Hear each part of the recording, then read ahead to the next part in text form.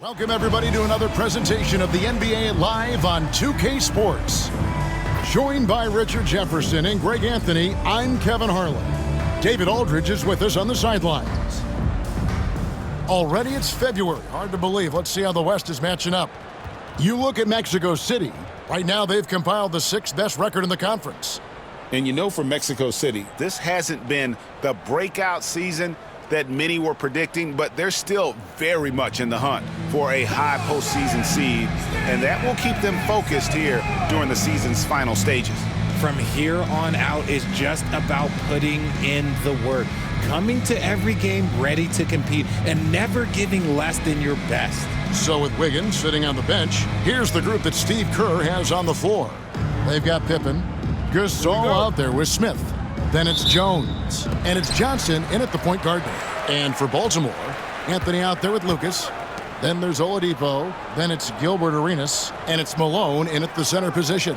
And Greg, when you're facing the front of a back-to-back, how much does that affect you as a player? Before and after the game, they play to sacrifice his body and take the charge. Mexico City making some changes. Finley's checked in for Pippen, and it's Abdul Rauf in for Jones. And the officials calling for a 3-second violation. And checking out some numbers for Carmelo Anthony. And guys, I think the best way to measure his performance these last 10 games is his effective field goal percentage, which has improved, a sign that his game is in much better shape than it was not too long ago. Here's Abdul Rauf. Hits it from three-point range. The floor. And so far, Arenas is feeling it. Fiery offensive games like this are why they call this man the Hibachi. Smith with a screen on Anthony. Here's Finley. Off to a good start as he hits his first shot attempt. Yeah, things are getting a little intense in the West Coast. We was up in the top 3, I want to say 2 weeks ago, and then the past 2 weeks happened, and we took a couple L's. We took an L this week, especially against Jordan. And now we're over here in the DMV, really the DM, up in the DMs. We up in the DMs right now. We're in the M part in Maryland, Baltimore at that. And then we're going to be in D.C. after this one. But right now we got to take care of the Baltimore niggas. It's going to be tough. East Coast is real. The West Coast is even realer, but the East Coast is real. And we're going to get into it, man. This guy get the halftime. Here comes Mexico City. And the shot is good from Johnson.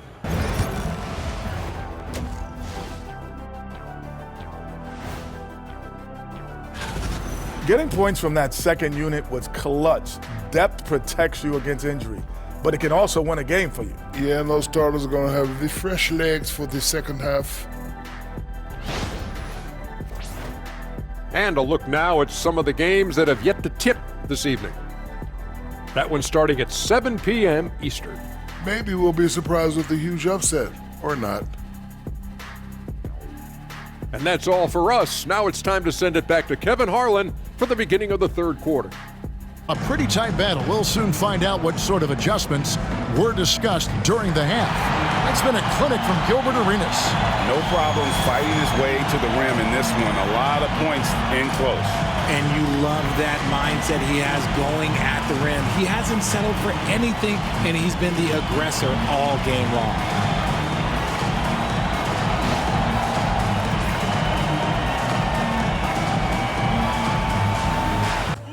Okay, so creating this team was a little different for me, only because we don't necessarily have a Baltimore team like that in Ultimate all-time. We've had the Virginia Beach Storm, and then we've had a DC team, whether it be, I don't know, the Wizards or something. Either way, Baltimore Blue Crab is definitely a new team in this league. So I kind of have to separate the DMV players a little bit, just because the DC Crank and the Baltimore Blue Crab. So a lot of the Baltimore Blue Crab people are either from Virginia Smith or against Maryland. Lucas. You know, Malone so with they the got steal. like Victor Oladipo. And it's Baltimore You know, on the break. Floyd Moses Good. Malone's from Virginia. Points in the game. Sleepy Floyd's from Virginia. What he's doing here tonight. Sleepy Floyd is You know, a lot of Virginia he's people. on a whole different level out And there. then for the Johnson DC gets to Crank, Jones. you know, Back to Johnson. we kind of have to split it a little bit between DC and Maryland. So Out to Smith. for the DC Crank, you'll see Lock at 6. Steve Francis is on that team. He's from Maryland. Johnson inside. KD is on that team. Assist from Jones to He Gasol. like played in DC, is from Maryland. Yeah. So basically Virginia, DC, and Maryland are separated kind of between both of these teams. They got Gilbert, even though he's from the West Coast, he played in DC for a long time. Not only played in DC, but like actually played on the street ball courts and shit like that. Like he was playing outside with niggas in DC. So Oladipo, the pass to Lucas. instead of putting him on DC Crank, you know, which has Allen Iverson, which is a Virginia person. And that 7'3" wingspan. Then you got Melo, who was in Baltimore Basket is good. So a chance. before he They've had the upper hand tonight went to is Oak in Hill, transition. They've because got he was a from bunch New of York originally, then moved down here to Baltimore, then hard-nosed defensive went from player. Baltimore to Oak Hill during high For school, Jones Breeze and on that end. basically kind of moved back to Baltimore for a little bit after he got drafted by the Nuggets. Not moved back, but And there it is for him. he was Oladipo's got the game tied up. he was in Baltimore, and I don't think the NBA was fucking with it. I'm gonna just say that the NBA was not fucking with Melo in Baltimore at all, and he had the braids. You know, it wasn't necessarily fresh 24/7. I'm not gonna say he had the dirty Jim Jones braids, but you know what I'm saying. He's allowed to be rough every now and then. You know, back then you're getting drafted 03, 04. You got the baggy clothes on. You know what I'm saying? My man was fresh for a 03 nigga. But that really didn't represent what David Stern represented. Which I have no real reverence. I don't know what you call it, but I don't really reminisce about David Stern in a positive way. I don't sit here and, oh man, I miss David Stern. We need the Iron Fist back. We don't. And that was lining up to We don't. He was on some bullshit a lot of the time. A lot of the time. just go to show how Coming through with the dress code around 05. This is where, you know, Iverson had to clean up. Melo had to clean up. LeBron was already cleaned up. But, you know, J.R. Smith had to clean up a little bit. It was just, I don't know, bruh. It was a time. I don't miss David Stern. I'm going to be real with you. I don't. Anyway, back to the game, right? Gilbert Arenas. He's the reason Nate Robinson has his free throw routine. Nate Robinson made that. But Gilbert is going crazy. Sleepy Floyd is going crazy. We can't stop Sleepy because Mahmoud Damn. Let's just say Abdul Rauf. Mahmoud Abdul Rauf. He has no fucking defense. He ain't got no fucking defense, bro. He can shoot his ass off. I'm not gonna hold you.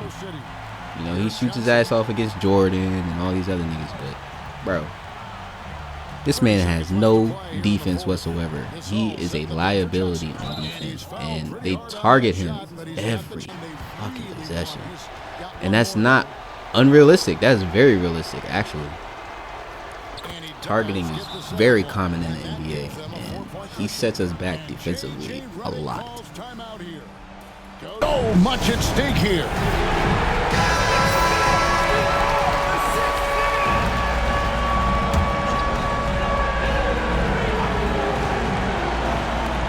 .24 seconds left in the game. Jacks up a three. The kick out to Oladipo. From outside, off the mark. And now we've got the intentional foul. honestly just doing what they have to in order to get the basketball back. Everyone in the building kind of rooting against you, but they stood tall and pulled it out. Well said. And that'll wrap it up, folks. So for our reporter David Aldridge and our analysts Richard Jefferson and Greg Anthony, I'm Kevin Harlan. We thank you for watching tonight's game. And now our player of the game, the Cobra.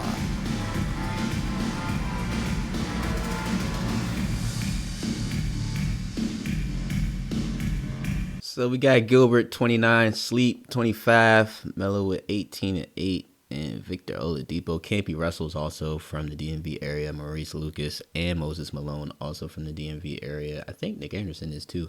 19 points. I didn't even get 20, bruh. I'm just passing the ball around. Pippen with 16. Mahmoud with 16. Yeah. Happy weekend, everyone. It's the NBA on Saturday night, presented to you live on 2K Sports. Hi, everyone. This is Brian Anderson at the table along with Grant Hill and Brent Barry. Allie LaForce joins us from the sidelines. So a moment now to see the story for him. And over the last 5 games, his field goal percentage has increased. And you can make a case his confidence as well because of this. And now the opening lineup for Mexico City. We've got Smith, and it's Pippen in at the 3, the small forward. This is that grinded out part of the year, Grant. Everyone just fighting through it. No question, BA. And it's not just physically exhausting. You're trying to focus on every game, every possession. This is where your leaders can help keep everyone focused. Yeah. So like I said, we're going from Baltimore to DC, and then we are out of here. We are leaving the East Coast, man. We also have a DC Crank game next week, so whatever happens this game, we gotta do it all again next week, bro. So the DC Crank is a team in the Goodman League, right? That's why you see the Goodman League in the middle of the court, because that's like the Drew League. The Drew League isn't just one team, it's a league of teams with, you know, professional players, overseas players, street ball players, all that stuff, right? And they play wherever they can, but usually it's Los Angeles, Drew League, I mean. But Goodman League is basically the Washington, D.C. Drew League, basically. So you got mad teams, mad people, and I just wanted to basically do the D.C. Crank. I like that name, too, D.C. Crank. Reminds me of Go-Go. Reminds me of just the culture of D.C. We got Yamo on the court. It's up. I fuck with it. Got Durant actually did this in real life. I don't think he was on the DC Crank, but he's been in the Goodman League and he's done his thing. He's also done Drew League. He's done Record Park. But the Goodman League, yeah, he's been in it for real. So you got Stevie from Maryland, like I said. This team is middle of the pack. They're not exactly like up there on the East. I would say the Baltimore Crab and DC Crank are pretty close to each other in record-wise, I would say. Like I said, they got AI on here, man. AI and Steve Francis, ridiculous combo. Steve Francis is actually one of those people that's like fringe off the bench type shit. In the beginning of the season, he was coming off the bench, and then he kind of caught fire lately within like the last week or so. So they've been starting him. He doesn't necessarily start every game. They have John Wall, and John Wall's played in DC for a long time, and he's made a good impact, like a really strong impact. He even calls it his city. He's not even from DC, but he calls it his city. And people are like, yeah, this is your city, bro. Yeah. John fucking Wall. So, Steve Francis, John Wall, AI, KD. Like, this is truly a DC Crank team, bro. And it's hard to split these guys between the Blue Crabs and the Crank, but yeah, it is what it is. You got Patrick Ewing. Patrick Ewing played at Georgetown. I believe he's from Virginia, but he played at Georgetown. It's So obviously DC right there. You know, these two teams are really connected, like the roots of it. It's almost like the first season where I had the St. Louis Spirit and I had Bradley Beal, Jason Tatum, Larry Hughes, like everyone you can name from St. Louis was on the St. Louis team. I mean, it's like that now with the Drew League. But either way, this shit is intense, bro. They're not letting up. Steve Francis is not letting up. KD is definitely not. He's not letting up at all. You've seen these shots he's making, right? There's nothing we could do about that shit, bro. There's nothing we could do about KD's shots. He's shooting it in our face, and it don't fucking matter. And that's Josh Smith. That's our best defender, bro. If you making it in Josh Smith's face, we kinda sorta don't stand a chance, bro. Like, I'm gonna be real with you. There goes John Wall. We're always impartial, but are either of you guys pulling for a favorite here? Well, as long as someone wins, I'm happy. When someone wins, we win. That's right, because when someone wins, we get to leave and go home. Wow, you talk about a couple of selfless teammates. Wonder what that's like. And returning our attention to this game, an impressive first half for the home team. It's all been gravy, baby, and you know I know all the flavors of gravy. Movement, finding good looks, and shooting the ball at a high clip. Yeah, beautiful execution at the offensive end. They're in firm control of this game from that standpoint, guys. How many kinds of gravy are there? There's barbecue, there's pineapple, there's gravy. orange.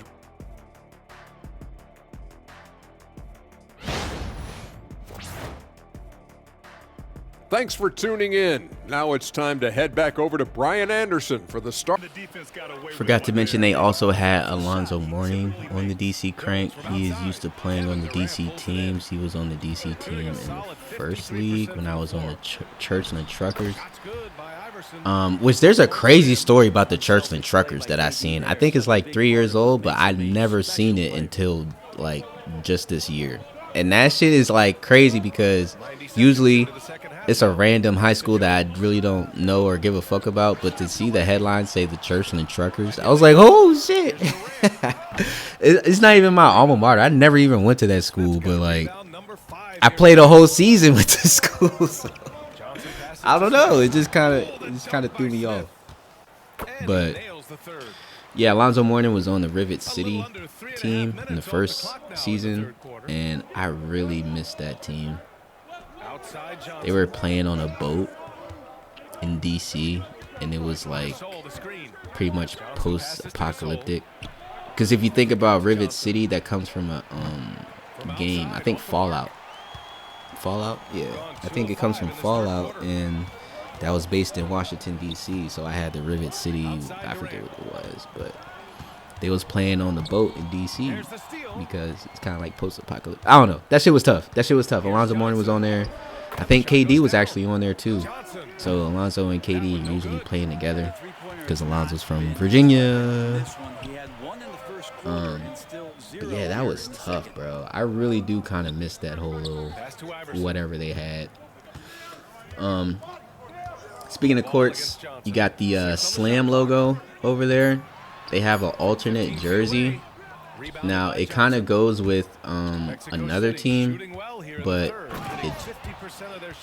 I don't know how to explain it, bro. But basically, their alternate jersey is a Slam jersey, but we also have the Slam. No, the New Jersey Slam Legends, right? So Slam has their own team in New Jersey right now, with I think Karl Anthony Towns and you know. And then we also have this team, the DC Crank, but their alternate jerseys is a different color Slam jersey, if that makes sense. And it comes from like the Slam tournament that was basically like Goodman League type shit. So like, you know, it's kind of like the DC Crank versus fucking a Drew League team. basically. That's basically what that is. But yeah, they're not playing in their alternates. The alternate is gray and orange.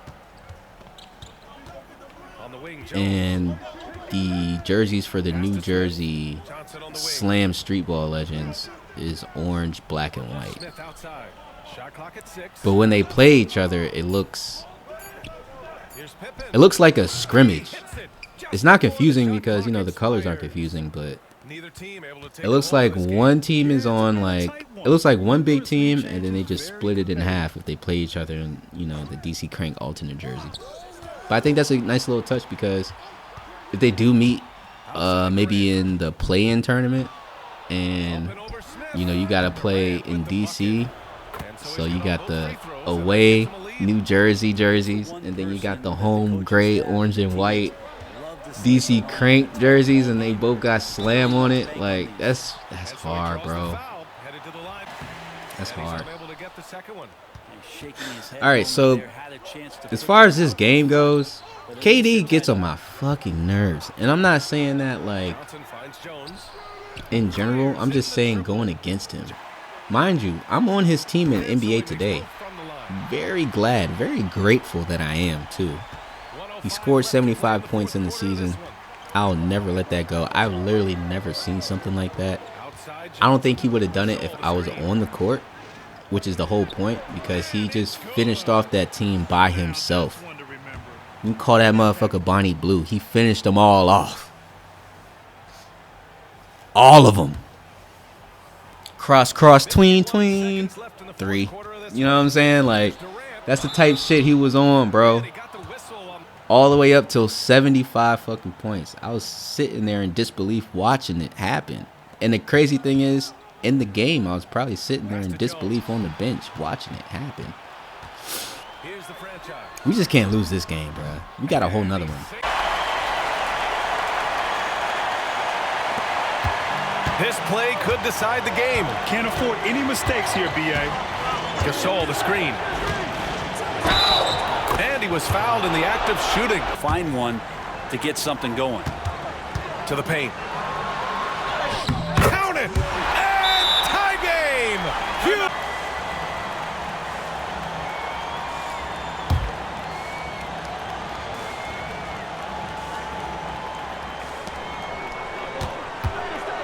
Gasol, the screen. Fades and shoots. The shot by Johnson, no good. It's stolen by Johnson. To the inside. And the ball ends up out of bounds. And they'll keep.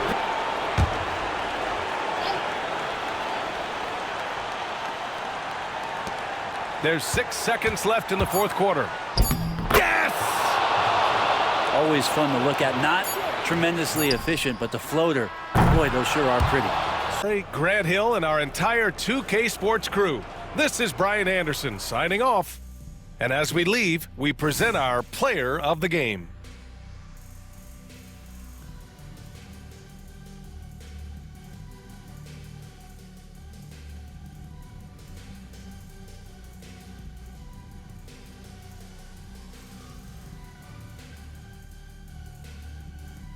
We got out of there with the hairs on our chinny chin. KD with 32, John Wall 27, Stevie 23. AI didn't even really. I mean, he had 6 for 19. Like, he was struggling. 32, 4, 8. I was not. Josh Smith had 19 and 9, even though KD was busting his ass.